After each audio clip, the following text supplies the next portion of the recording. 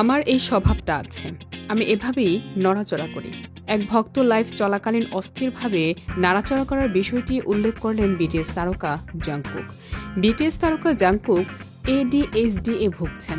ADHD একটি স্নায়ু সংক্রান্ত সমস্যা, যা মনোযোগ ধরে রাখা, স্থির হয়ে বসা বা আকস্মিক প্রবণতা নিয়ন্ত্রণে প্রভাব ফেলে। সাধারণত শৈশবের এই লক্ষণ প্রকাশ পায়, তবে প্রাপ্ত বয়স্কদের মধ্যেও এর প্রভাব দেখা দেয়।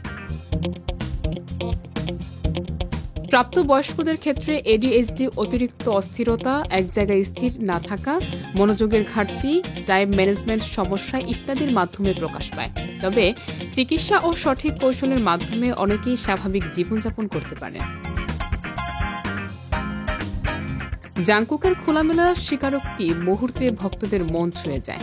দীর্ঘদিন ধরে তার লাইভে অস্থির আচরণ নিয়ে নানা মন্তব্য ও কটাক্ষ চলছিল।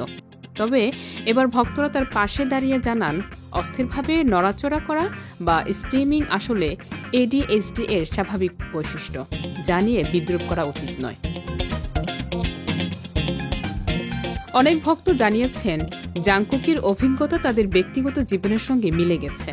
কেউ লিখেছেন, আমি সারাক্ষণ অস্থির থাকি, কিন্তু এবার বুঝলাম আমি একা নই। তার খোলামেলা স্বীকারোক্তি কেবল তার ভক্তদের নয়, সবার জন্য উৎসাহ ও প্রেরণার কারণ হয়ে দাঁড়িয়েছে।